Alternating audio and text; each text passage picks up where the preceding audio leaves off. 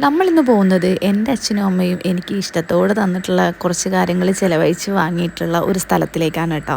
വേറൊരാളും കൂടെ ഇതിൽ കുറച്ച് പൈസ ചിലവഴിച്ചിട്ടുണ്ട് കേട്ടോ. അപ്പം ഞങ്ങളുടെ രണ്ടുപേരുടെയും സ്ഥലമാണ് ഈ കാണുന്നത്.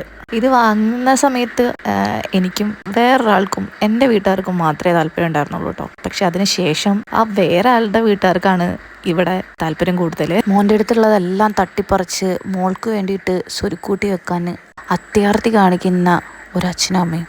ആൺകുട്ടിയുടെ ജീവിതം എന്തോ ആയിക്കോട്ടെ, എൻ്റെ പെൺകുട്ടി ഭയങ്കര സമ്പന്നതയിൽ ജീവിക്കണം എന്നാഗ്രഹിക്കുന്ന വീട്ടുകാരുള്ളവരാണോ നിങ്ങൾ? ഇതുപോലെ മാന്യതയുടെ മുഖംമൂടി അണിഞ്ഞിട്ട് ഒരുപാട് ആളുകൾ ഈ സമൂഹത്തിൽ ജീവിക്കുന്നുണ്ടല്ലേ. അതൊക്കെ ആവാം സ്വന്തം പണം കൊണ്ട്. വന്ന് കയറുന്ന പെൺകുട്ടികൾ നമ്മളെ സ്വന്തമാണെന്ന് വിചാരിക്കാതെ അവരെ എങ്ങനെ തുരത്താം എന്ന് ആഗ്രഹിക്കുന്ന ഒരുപാട് ആളുകൾ മാന്യമായ രീതിയിൽ കൈവശപ്പെടുത്തുന്നതിനൊന്നും കുഴപ്പമൊന്നുമില്ല. എനിക്കായാലും ഈ വേറൊരാൾക്കായാലും എൻ്റെ കുട്ടിക്കായാലും ഇവിടുന്ന് ഒരു ഇളനീര് പോലും കിട്ടാറില്ല കേട്ടോ.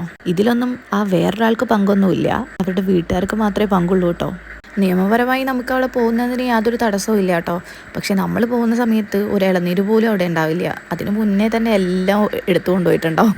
അതുകൊണ്ട് ഞങ്ങൾ പോകാറില്ല കേട്ടോ. ഇതൊക്കെ കൂടെ ഫ്രീ ആയിട്ട് കിട്ടുമെന്ന് വിചാരിച്ചിട്ടായിരിക്കും. അങ്ങനെയാണെന്നുണ്ടെങ്കിൽ അവർക്ക് ഇഷ്ടപ്പെട്ട ആൾക്കാർക്ക് കൊടുക്കാമല്ലോ അല്ലേ.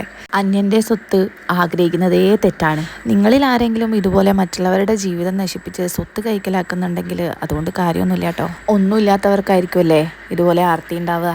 ഞാൻ റിയാനും കൂടെ ഒരു ചായ കുടിക്കാൻ വേണ്ടിയിട്ട് ഇറങ്ങിയപ്പോൾ ഞങ്ങൾ ചുമ്മാ അതുവഴിയൊക്കെ പോയി ഒന്ന് നോക്കിയതായിരുന്നു കേട്ടോ. ഒരു രസമല്ലേ മഴയത്ത് കുഞ്ഞിനെയും കൊണ്ട് പുറത്തേക്കൊക്കെ ഇറങ്ങാൻ വേണ്ടിയിട്ട്. അപ്പോൾ നമുക്ക് കുറച്ച് സാധനങ്ങളൊക്കെ വാങ്ങിക്കാനുണ്ടായിരുന്നു. അങ്ങനെ റിയാനൊരു ചായയൊക്കെ വാങ്ങിച്ചു കൊടുത്തു. അപ്പുറത്തെ സോമേട്ടൻ്റെ പറമ്പിൽ സോമേട്ടൻ എന്തായാലും തെങ്ങുമലൊന്നും കയറാറില്ല. ഇനി അടുത്ത മാസം മുതൽ എനിക്ക് കയറണം. സോമേട്ടനാണെങ്കിൽ അവിടെ ഇല്ലതാനും. ഇവിടുന്ന് ഇത്രയും വലിയൊരു അറിവ് നേടിക്കൊണ്ട് ഞാൻ ആശ്വാസത്തിൽ വീട്ടിലേക്ക് സമാധാനത്തോടു കൂടി പോവുകയാണ്.